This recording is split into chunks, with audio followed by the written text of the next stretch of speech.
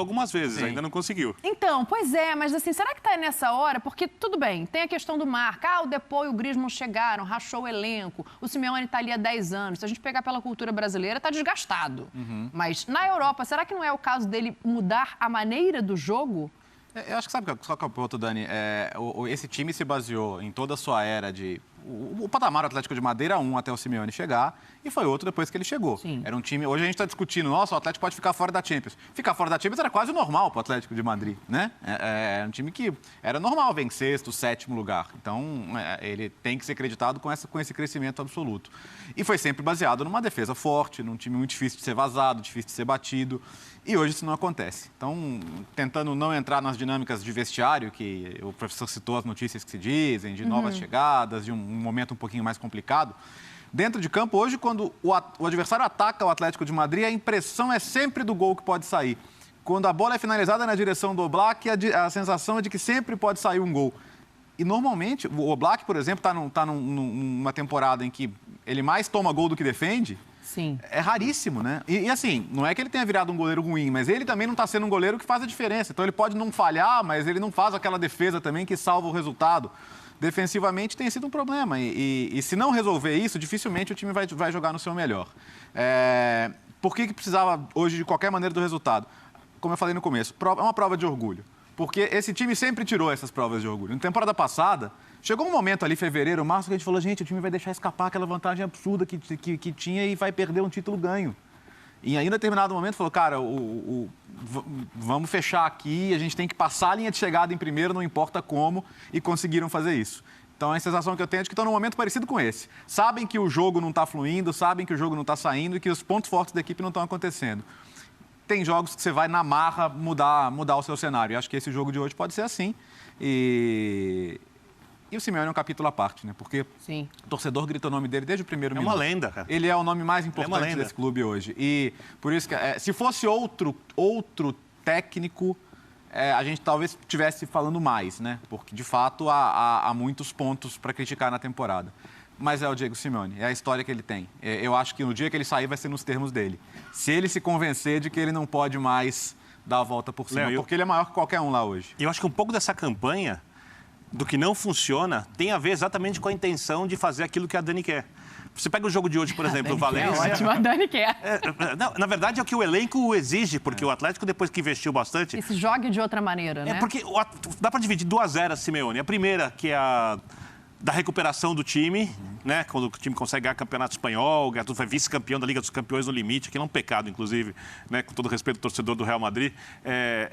E aí o time arrecada bastante com os resultados, torcida e tal, e investe para subir de patamar. Sim. Essa segunda fase de subir de patamar, mesmo sendo atual campeão de La Liga, ela ainda não aconteceu.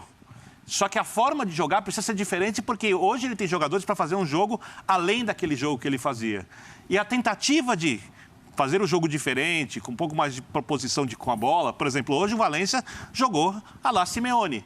Linha de 5, 3 aqui, 2 atrás, 2 na frente para puxar o contra-ataque. Jogo agudo, marca forte na frente, marca forte no meio. O primeiro tempo funcionou. Tal. É bom que se diga, o Koke merecia ter sido expulso num carrinho no primeiro tempo. Isso impediria a virada, ou seja, o Atlético de Madrid chegou no limite ali para perder o jogo e perder de uma maneira feia hoje. A gente pode até discutir um pouquinho esse lance da arbitragem, mas exatamente essa ideia de fazer o time jogar mais ainda não funcionou. E eu acho que isso gera oscilações do time, porque esse time, com a característica dos jogadores atuais, não é um time para ficar só se defendendo. E eu acho que quando esse time enfrentar equipes mais fortes que propõem o jogo, talvez ele encontre até um pouco mais de facilidade pela característica do que tem para enfrentar equipes competitivas, como é a do Valência, e que não vão fazer o jogo que o Simeone quer. Porque o Simeone gosta que o adversário o ataque. Claro. Ele gosta. O Valência fez o contrário, ele fez o que o Simeone não queria. E hoje, por pouco, não consegue, inclusive, quebrar um tabu aí de 10 anos, né? Que não vence, aliás, né, jogando em Madrid. Sim, prof, é por isso que eu estou colocando também essa coisa da maneira de jogar, né? Pelo que o Birner traz, das peças que tem hoje à disposição. Você tem um Soares ali, ok, hoje não tinha o Griezmann que está lesionado, mas você tem o Griezmann, você tem o Matheus Cunha, a gente vai falar daqui a pouco aqui em detalhe do jogador brasileiro, prof. Então eu acho que por isso talvez venha essa cobrança de reinventar o modelo de jogo que a gente acostumou a ver. Ele tem contrato até 2024. Você acha que essa vitória dá uma segurança? Porque não que ele tivesse ameaçado em nenhum momento, isso é coisa da gente aqui, né? Que perde 3 jogos, não tem uma sequência ruim e diz que o treinador está ameaçado. Mas como é que você vê essa continuidade diante das peças que ele tem na mão e da necessidade de talvez fazer um trabalho diferente para continuar? Só lembrando, a gente está falando do campeão espanhol, né? Não é terra arrasada aqui. Não, ameaçado ele não estava. Para os nossos padrões, talvez. Ele vivia, sim, o momento mais tenso de toda essa passagem dele pelo Atlético. É isso. Isso foi muito intenso, né? E a gente viu pelo desabafo dele na hora do gol e no fim, quando o jogo, enfim, acaba aos 100 minutos, como ele vibrou, como foi importante para ele. Houve um momento da vida do Simeone em que essa cobrança aí era mais externa, inclusive dos detratores do tipo de jogo que ele propõe. Então eles não estavam convencidos. Ele levou esse time a 2 finais de Champions, embora perdendo para o maior rival, mas as pessoas não se convenciam disso. Agora não é só uma questão externa. Eu acho que ele mesmo tem que se convencer disso. Porque para jogar como ele vinha jogando, e o Léo tocou nesse assunto, ele não tem o goleiro que está pegando as bolas decisivas. Eu acho que o primeiro gol, principalmente, eu acho que o Oblak não pode tomar no gol dele. Na hora que saiu aquele gol, eu pensei, se fosse comigo, eu sentiria aquele friozinho na barriga que o goleiro sente quando acha que poderia ter feito um pouquinho mais. E para jogar daquela maneira antiga, o Soares, por exemplo, tinha que estar se pagando. É uma maneira muito econômica de jogar, né, Dani e companheiros? Então, se essa maneira ainda estivesse viva aí, poderia haver até uma certa polêmica. Mas não há essa maneira nesse momento. Esse time não está oferecendo aquela maneira do lento, gradual e seguro. Então, agora ele tem que repensar, sim. Bom, em jogos como hoje não tinha nem o que pensar, né? Tinha que jogar como ele fez, com o Matheus Cunha, com o Carrasco, que jogou muito bem. Agora, daqui para frente, quem sabe ele tem pelo menos fôlego, uma tranquilidade para comandar essa transição. Talvez da maneira que ele gosta também do jogo, né? As coisas lentas, graduais e seguras. Até essa transição pode ser mais segura na mão dele a partir de um resultado, eu diria, até histórico como o de hoje. Para a gente chegar no Matheus Cunha. Fala, Léo, você ia falar? Não, só para concluir, assim, e é normal que um jogador como o Soares, com a idade dele, tenha uma temporada de abaixo, o físico não acompanha. E a temporada passada foram muitos jogos que ele resolveu. Sim. Então, quando você olha para a pontuação, assim, pega quantos jogos foi 1-0, gol do Soares, 2-1, gol do Soares, 2-0 em que ele fez o gol que deu a tranquilidade. Foram vários jogos assim na última temporada. Então, mas você pode ter alguma coisa a ver com essa história do vestiário, do Depou chegar como estrela, do Griezmann, mesmo já tendo jogado ali antes, está incomodando? A volta do Griezmann, nem o torcedor do Atlético de Madrid morre de amores por ela, porque ele é o cara que te trocou pelo Barcelona, não foi um sucesso absoluto e, por uma questão de readequação financeira do Barcelona, voltou ali meio com o rabinho entre as pernas. Então, não sei dizer como isso foi recebido, mas certamente mesmo para a torcida, não foi aquela, volta para casa, falando, cara, volta, corre, faz o gol, que não é mais que sua obrigação. Né? Então, é diferente da questão do Soares, que foi praticamente enxotado, mas chegou, sempre respeitou muito o torcedor, sempre deu o máximo, deu um título para o time. Então, acho que a própria relação de ambiente com o torcedor é um pouco diferente disso. E não foi planejado, né? O Griezmann apareceu como possibilidade. Né? Foi aquela coisa no final de mercado, dá para trazer o Griezmann de volta, e aí? Vamos trazer. Mas não dá para dizer que essa volta está sendo um sucesso também, né? Vitor, quer fechar essa questão do vestiário? Porque, claro, a gente está trazendo aqui a informação do Marca, né? O Marca publica uma reportagem falando de uma possível quebra de vestiário, de grupos ali que podem estar dificultando o trabalho do Simeone e os resultados do Atlético. Você acha que pode ser por esse caminho? Até o desempenho do Soares, ou para você essa é uma coisa separada de todo esse holofote que está se colocando ali? Eu acho que o desempenho do Soares tem um pouco a ver com o desempenho do coletivo. Ele não vive um momento técnico elogiável, mas porém, o time não vinha funcionando. Sim. E a bola tem que chegar ali mais vezes para ele poder. Faz um gol aqui, outro gol ali, o jogador se recupera. Essa questão do vestiário, para mim, no Atlético de Madrid é um pouco... Eu não sei. Porque a impressão que se dá quando se fala sobre isso é que o time não corre em campo. E não é isso que a gente vê. A gente vê um time mais tenso, mais ansioso do que um time não competitivo. É que os jogadores têm que competir remando todos para o mesmo lugar. E aí, talvez o nível de concentração, de comprometimento com aquilo que o técnico pede, não seja o ideal por conta dessa questão do vestiário. Mas, pensando também como é o Simeone, ele não vai deixar jogador em campo se ele achar que está faltando alguma coisa ali. Quem viu o Simeone jogar, quem vê o Simeone à beira do gramado, sabe que não existe a menor hipótese de um jogador omisso ficar em campo. Ele busca um jogador lá do sub não sei quanto para colocar em campo, mas não coloca um jogador omisso. Então, colocar isso na conta do vestiário, para mim, não funciona. Eu coloco muito mais na conta do modelo de jogo que ainda não andou, não sei se não vai andar, e aí o time começa a ter resultados ruins, aí a fase fica ruim, que é uma bola de neve, ela vai aumentando, aumentando, e chega no momento como o do primeiro tempo no jogo de hoje. Quando o jogo era teoricamente igual, o Valência marcava bem, mas tomou 2 gols. Comportamento, né? O Koke que você citou. Por exemplo, o lance do Koke não é um jogador violento, o Koke é um jogador competitivo. Sim. O carrinho que ele deu ali, se ele fosse expulso, ninguém ia estar discutindo a expulsão, né? Porque ele está envolvido sobre a tensão do momento do clube. E essa vitória de hoje pode, se tiver uma vitória na sequência, quem sabe uns 2, 3 resultados bons, o momento acaba, o Atlético sobe na tabela de classificação, consegue com um pé nas costas a vaga na Liga dos Campeões, porque tem time sobrando para isso. Então, eu acho que o vestiário pode até não estar no clima ideal, mas não dá para colocar essa fase do Atlético de Madrid na conta do vestiário. Boa, vamos falar de coisa boa, vamos falar do Matheus Cunha, né? O homem do jogo, foi escolhido ali o jogador da partida, prof, foi ele que abriu o caminho para a virada, né? Quando o Atlético estava atrás no placar. O Léo lembrou aqui, né? Tem um negócio chamado Copa do Mundo, tá meio esquisito esse ano, tá lá no final e tal, mas vai ter, prof. Talvez seja até melhor para o Matheus Cunha. É verdade. Mais tempo para ele ser o jogador participativo que tem sido, bem colocado que tem sido. Ele hoje, e no jogo de hoje principalmente, ele fez tudo o que você pede de um atacante moderno. Movimentação, colocação, solidariedade. É realmente um jogador que... E tem mais, hein? As chances poucas, proporcionalmente a outros jogadores que ele teve na seleção brasileira, foram suficientes para a gente e para o Tite enxergá-lo naquele pessoal do viés de alta. Então é um momento muito feliz do Matheus Cunha, né? É nesse tipo de jogo que se forja a história de jogadores como ele. E que bom para ele que essa Copa vai demorar um pouquinho mais. É mais tempo. Eu acho que ele só tem a ganhar com isso. Hoje foi fundamental, né?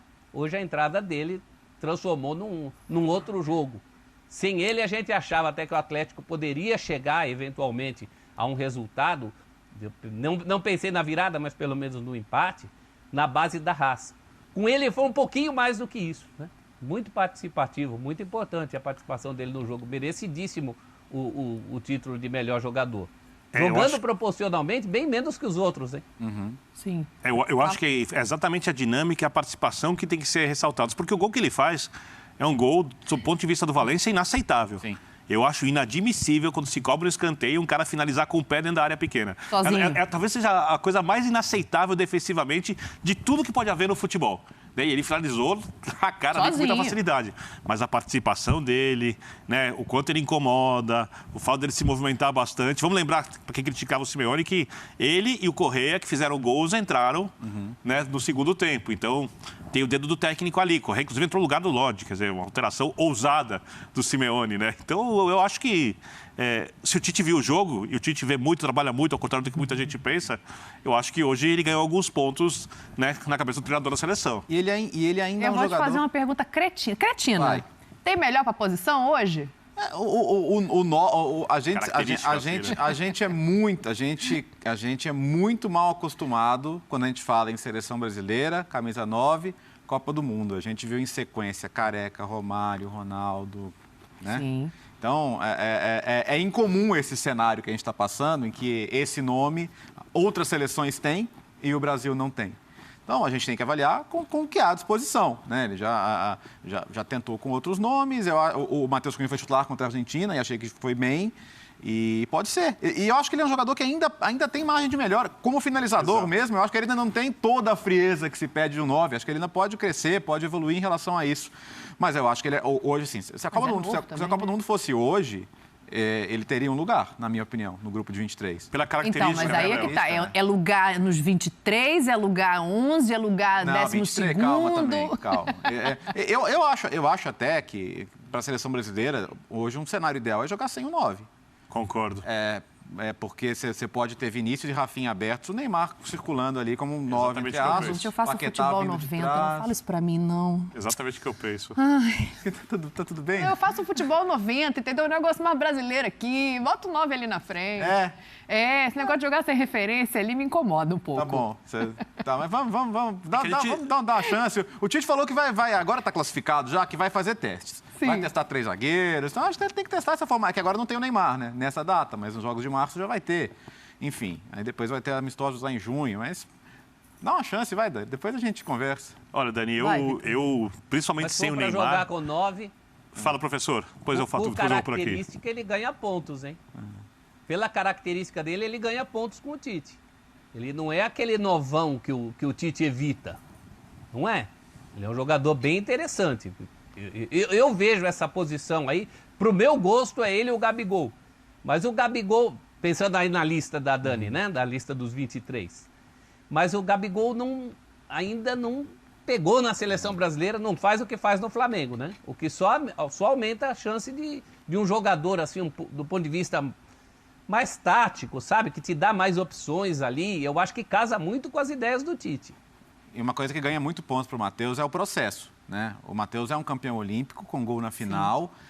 E sendo o artilheiro do ciclo. Ele fez 18 gols no ciclo olímpico. Ele foi o atacante mais importante de todo o ciclo olímpico. Então, dentro da seleção brasileira, eu sei que se valoriza muito isso. A gente falou na entrevista sobre essa coisa de maturar com a camisa da seleção, né? E ele passou por esse processo. Então, não é que um belo dia, olha, o Matheus Cunha foi para o Atlético de Madrid e tal, estava na Alemanha, agora está no time mais importante, vamos ver. Não.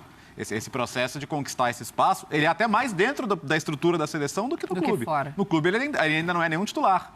Né? Mas dentro da seleção, ele já foi chamado a resolver e, a medalha de ouro do Brasil tem muito dele, né? Fala, Birne, você ia falar, você deu a vez. Não, eu fico pensando, sem o Neymar, o Brasil tem dificuldades e com o Neymar o Brasil pode fazer um jogo mais de construção com a bola.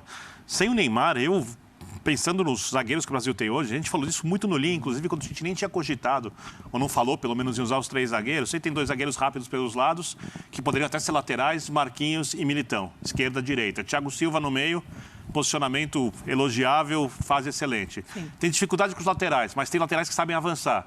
Ele faz uma linha de 3... Quando tem a bola, vai para um 3-4-3, os laterais vão para a linha do meio, e aí eu faria Fabinho e Casemiro por dentro, para ganhar muita pegada sem a bola.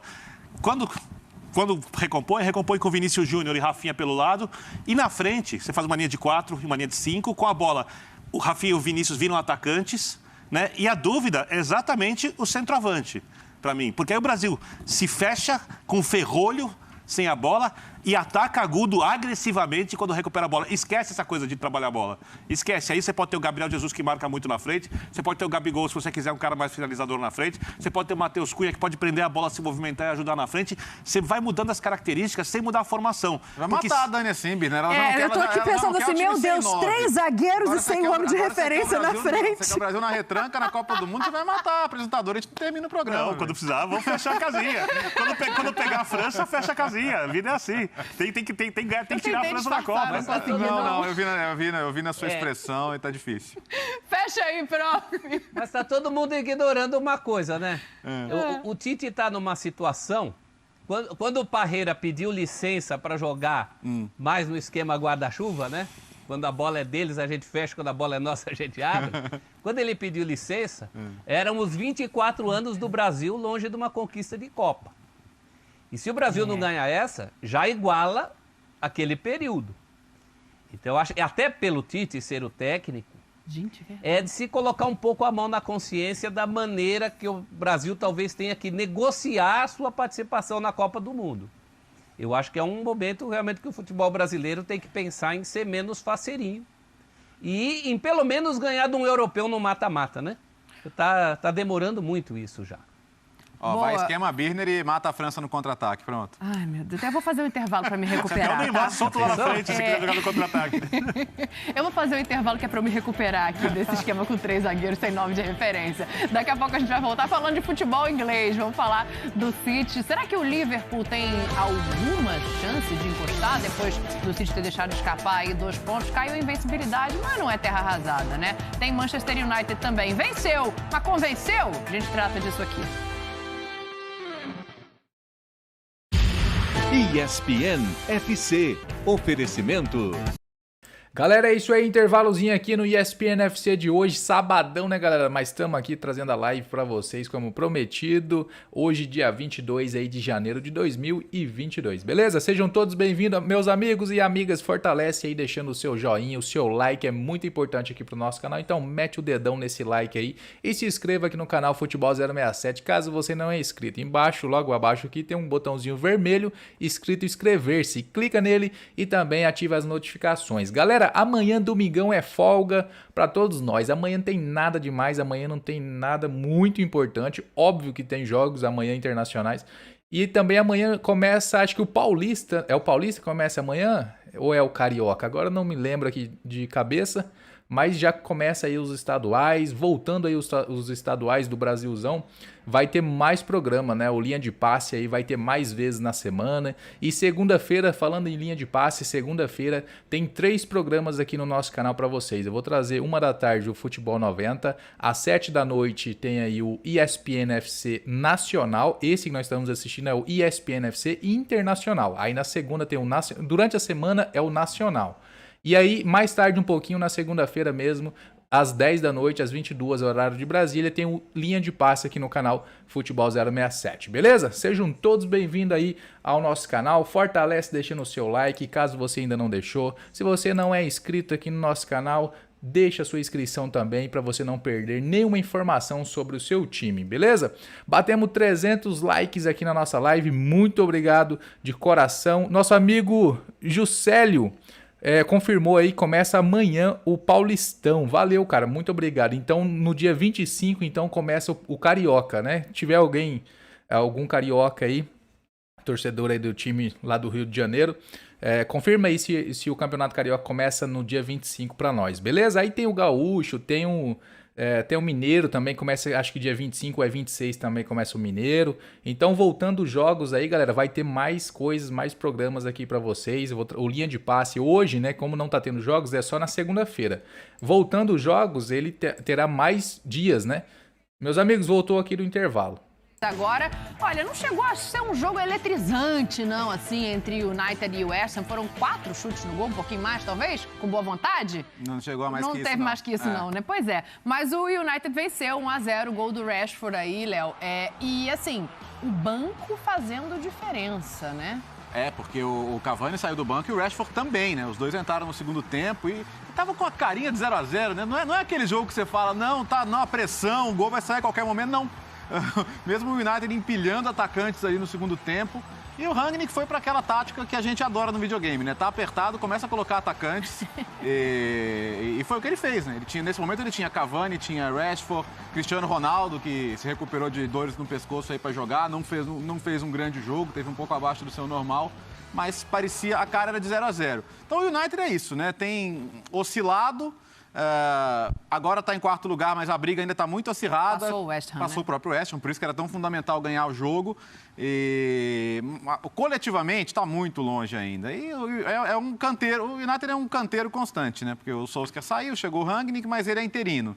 A gente não sabe se na próxima temporada ou ele fica, ou ele indica um técnico, já que ele vai ser o consultor a partir daí, ou se vem um técnico de outra característica completamente diferente, então é difícil saber o futuro. Mas o United precisa estar na Champions League, né? E para isso, resultados como o de hoje são absolutamente fundamentais. Ah, sim, imagina se não passa o West Ham ali no confronto direto, né? Falta o quê? Assim, o Léo tá falando em canteiro de obras. Dá para dizer que falta, de repente, um homem de criação? Você consegue apontar uma peça específica que pudesse ajudar agora? Ou realmente, assim, tem que tirar a escavadeira para cá, pavimentar ali de novo? Você imagina, Dani, que você compra um belo apartamento, você tem lá, faz uma bela cama, televisão, tudo direitinho, mas, de repente, você decide dormir no chão. De repente, você quer ver a TV de costas. né? Esse é o United. Né? O United tem tudo para ter um time para brigar ali nas primeiras posições do campeonato. Não é uma questão do nível do elenco, dos jogadores. É uma questão de saber usar os jogadores. O Rangnick, eu até acho que o time melhorou um pouco. Pelo menos ele parece um pouco mais estável do que era com o Solskjaer, apesar de, concordo com o Léo, muito longe do ideal. Mas muito, muito longe ainda. Porém, hoje, para mim, num jogo difícil, o time correu muito pouco risco. Você falou de finalizações, foram 4 mesmo. 3 do United, uma só do West Ham. Tem dificuldade na criação. Acho que tem dificuldade na criação também porque é mais precavido do que era com o antecessor. Não vai engrenar nessa temporada como o time pode, mas parece que ele vai gradativamente melhorando um pouquinho. E com o potencial de elenco que tem, talvez seja o suficiente para chegar na Liga dos Campeões, que é o objetivo nessa temporada. Você olha os elencos e em campeonatos de regularidade, a força dos elencos tem que pesar, nem sempre acontece, mas tem que pesar. O United tem que ficar entre os 4 primeiros colocados. Sim. Eu acho que ele caminha para, não sei se vai chegar, mas para chegar mais próximo disso, para não ficar atrás de um Arsenal, de um Tottenham, de um West Ham, por exemplo, que tem belas equipes, mas não comparadas quando a gente fala de potencial de elenco com o United. Então, para mim, quando vejo o jogo do United, eu espero exatamente isso. Né? Cristiano, um pouquinho vítima, a gente vai falar disso daqui a pouquinho, do sistema. Né? A bola chega pouco, mas vamos dizer assim que quem gosta de Premier League vê os jogos do United, quando você vê futebol hoje, são jogos com menos tempero, com menos gosto. O CR7 se recuperou da dor do pescoço, não sei se recuperou da substituição do jogo passado ainda, a gente vai entrar nisso, mas antes eu quero só ouvir o Prof, porque, Prof, é aquela máxima do futebol, né, do resultado e do desempenho. Aí o torcedor do United que está acompanhando a gente aqui no Brasil vai falar, mas o United ganhou e vocês estão falando dessa maneira. É porque se espera mais, né? É porque, apesar da vitória, a maneira como ela tem sido construída não está convincente para o que se espera do United com o time que tem nessa temporada. Do ponto de vista de desempenho, não dá você ter os jogadores que tem, e principalmente ter o Cristiano Ronaldo lá na frente e terminar um primeiro tempo sem chutar uma bola para o gol. E mesmo no segundo fora o gol, tem um lance do Fred, né, que depois acaba sendo substituído até pelo Cavani. É muito pouco. Agora, do ponto de vista do resultado, acho que nós estamos sendo um pouco brasileiros com o Manchester United, viu? Porque ele é o 4º colocado de um campeonato que tem claramente 3 times melhores do que ele. Isso é ponto pacífico, né? Então, acabar atrás do Manchester City, do Liverpool e do Chelsea, como está pintando, tudo bem. Agora, é a questão de plantar para colher lá na frente, né? E em algum momento esse time tem que parar de ser o em obras, né? Em obras. Então, as coisas têm que consolidar. O primeiro passo para isso é realmente não perder contato ali com a zona de classificação. E o risco era grande. Hoje foi uma vitória utilitária. Eu até separaria o caso do jogo de hoje, porque ele entra em campo atrás do West Ham. Estavam 37 pontos a 35. Com essa vitória, do jeito que foi, ali na chamada Bacia das Almas, nos acréscimos, precisando de 2 jogadores que entraram, num jogo em que a vitória não estava pintando, está muito bom. Deu essa volta, 38 a 37. Agora a questão é a manutenção e principalmente plantar para o futuro, né? Em algum momento tem que se discutir isso. Você não pode ter, por exemplo, um Cristiano Ronaldo tão subaproveitado. Isso é um crime lesa futebol, né? Você quer completar, Berrini? Você estava ouvindo o Prof, não? Não, que eu estou vendo o professor muito hoje... Professor, cara, eu acostumei com o Prof, eu trabalho com ele há muitos anos, muito exigente, né? Hoje ele está favorável à retranca do Brasil, a vitória utilitária por 1-0, né? Acho que concessões, duas concessões. Acho que o Prof hoje está... Sabe o que é o ponto? Assim, é louco, porque o Cristiano Ronaldo, ele, enquanto estiver jogando, o que ele entrega, que são os gols, ele vai entregar porque é absurdo, né? Poucos são como ele. Só que o que acontece? Às vezes o time está criando pouco e ele fica aflito, sai da área. E assim, o Cristiano Ronaldo chega na Premier League e ele é o ponta que vira um grande goleador, mas se ele põe a bola, parte para cima, um abraço. Sim. Hoje já não é tanto assim. E é normal, gente. Até pela idade, Tudo bem, né? ele é uma máquina, mas ele ainda é um ser humano. Ele já não é mais o jogador que vai ganhar todos os duelos. E às vezes ele vai fazer falta na área. Então acho que seria interessante uma compreensão de que, assim, para ele tentar ser mais paciente. Fica na área. Mas aí Fica também na está área. pedindo uma Porque ali ele consegue ser mais decisivo do que qualquer outro. Acho que tem 2 questões. Uma, foram as reclamações dele a respeito do comportamento de alguns jogadores fora de campo. Ele não se sente ouvido, né? Não se sente ouvido. E quando um cara desse nível, que é extremamente comprometido, acha que outros jogadores não são tão comprometidos, quando ele sai do time num jogo e a troca feita para mudar para uma linha de 5, no jogo passado, quando ganhava por 2-0, tem toda a lógica. Sim. A troca foi correta, né? Mas ele olha, pô, de repente esse cara que não está comprometido fica, eu saio. Eu tinha para onde ir. Por que eu, né? Eu sou o CR7, né? Eu sou o Cristiano Ronaldo. Eu tô olhando o mapa de calor dele aqui, você vê ele mais pela esquerda, fora da área. Exato. Fora da área, exatamente no que o Léo fala. Tentando... Puxar. Quero jogar, quero jogar. Né? Não está conseguindo. Aí cabe ao treinador resolver, né? Por isso a técnica é tão complexo assim. Porque a realidade de hoje é essa, né, Birner? Convencê-lo a ficar mais na área. Ele é um desafio para todos os técnicos hoje. Porque você precisa tê-lo no time, né? Será que ele é um desafio para ele mesmo, assim, ele compreender que ele tem uma idade maior, né? Óbvio, do que quando começou e estourou, e que ele precisa se reposicionar dentro do campo? Eu acho que ele tem essa mentalidade que o Birner colocou, né? De, olha, eu vou me matar aqui, e ele não aceita realmente derrota, e não aceita que todo mundo não dê o máximo. Estava recentemente assistindo um documentário da Juventus, né? Que foi até o da última temporada dele lá, e na eliminação da Champions League, que foi um jogo terrível, ele está transtornado. Então, assim, ele é alguém... A gente discute muito, fala muito de Neymar, né? Como é que o Neymar se vê no futebol daqui a 3, 4 anos? O futebol não é um fardo para ele. Para o Cristiano Ronaldo, o futebol é a vida dele, cara. Então, aquilo ali é muito para ele, sabe? Ele vive muito, ele quer muito, ele tem uma ambição desmedida. E não estou falando que isso é negativo, não. Não, para a carreira dele foi super positivo. É espetacular, mas é não isso. pode é um prejudicar, né, Léo? Ele é um cara que quer que todo mundo venha, no mínimo, na disposição dele, né? Sim. Fala, prof. Mas ele tem que ter... Eu acho que ele tem que ter inteligência emocional suficiente para perceber isso que o Léo falou. É aí que eu queria chegar. Entre sair da área em desespero para não conseguir nada, é melhor ficar ali atrás do toco e conseguir alguma coisinha. E eu acho que o que também choca mais, as duas pontas do Cristiano Ronaldo, o jogador, serão justamente as duas pontas com a carreira do Manchester, né? Com a camisa do Manchester. Então, ao final da carreira dele, é como se você tivesse dois jogadores diferentes com o nome Cristiano Ronaldo com a camisa do mesmo clube. Porque não tem nada a ver aquele Cristiano Ronaldo do começo, da primeira passagem dele. Ele voltar para marcar. E nem pode ter a ver. Ele já é um fenômeno. Ele já é um fenômeno por estar rendendo o que rende a essa altura da vida. Sim. Vamos falar a verdade, né? Porque ele dá muitos mimos ao corpo, como ele falou outro dia aí numa entrevista. Mas tudo tem um limite, né? E por essa ambição, né, pensa o seguinte, não vai para a Champions League. Você acha que ele não chega e fala, desculpa? Tchau. Tchau. Tchau. Sim, tchau, desculpa.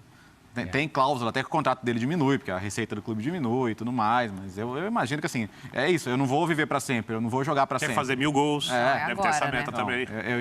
Eu entendo que o próprio futuro dele dentro do Manchester United passa...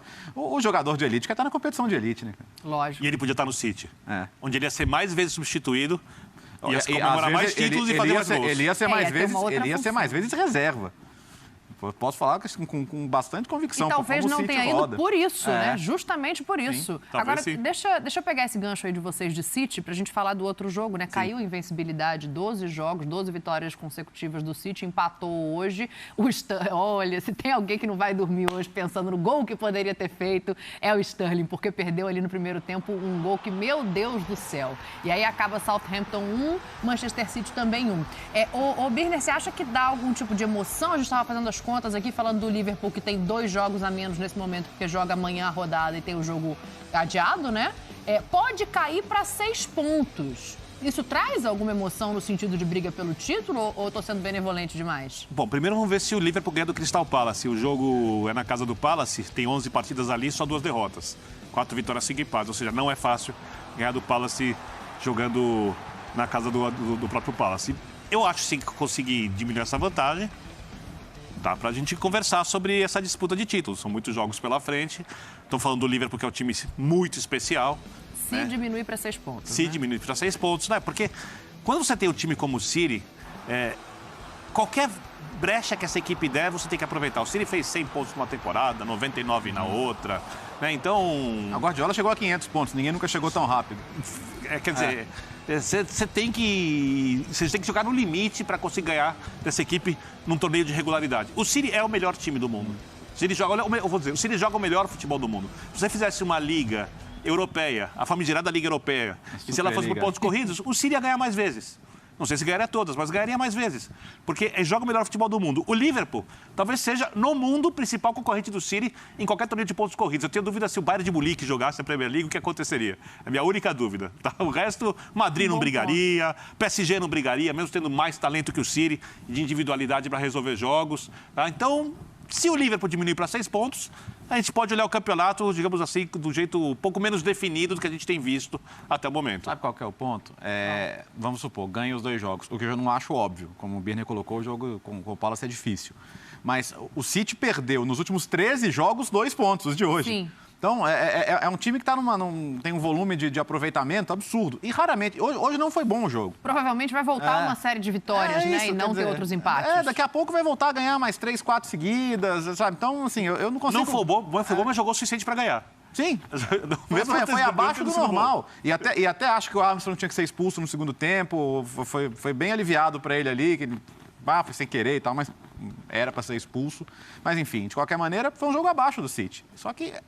vai ser mais anormal ver o City jogar abaixo como hoje do que ver o time jogar bem. Então, a matemática é linda. Pode cair para 6, mas dali a pouco sobe de novo. Eu não consigo ver no Liverpool também a regularidade para ter uma sequência de 10, 11 vitórias como o City teve. O prof chamou lá. Fala você, prof. Você quer emoção, Dani? Eu sempre quero emoção. Eu sempre quero campeonato brigado. Então, eu não vou nem falar Você quer com emoção? Você quer com emoção? Somos a favor dos pontos corridos aqui. Então vou te lembrar mais uma coisinha. Diga. Tem o confronto direto entre eles. Que pode dar uma diminuída ainda mais. 32ª rodada em Manchester. Tá? 32ª num total de 38, então o campeonato já mais... Provavelmente em 9 de abril, naquelas datas previstas.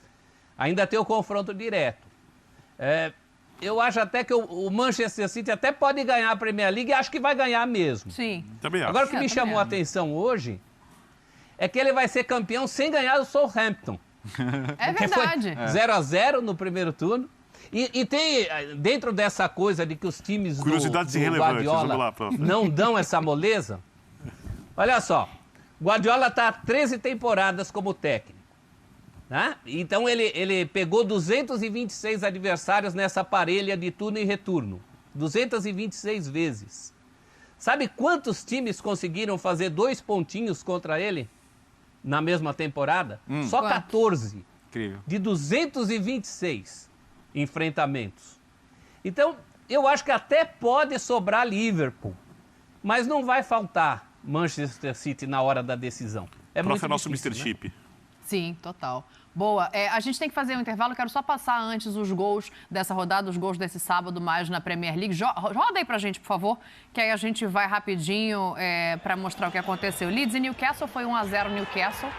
O único gol do jogo é esse aí, né? O Shelby, cobrando falta. Exatamente. 15º com 22 pontos o Leeds. E tem esses últimos dias agora de mercado para reforçar mais. Dinheiro não é problema, né? E vão tentar escapar do rebaixamento. Voltou a vencer depois de 5 rodadas, né? Já é uma boa notícia.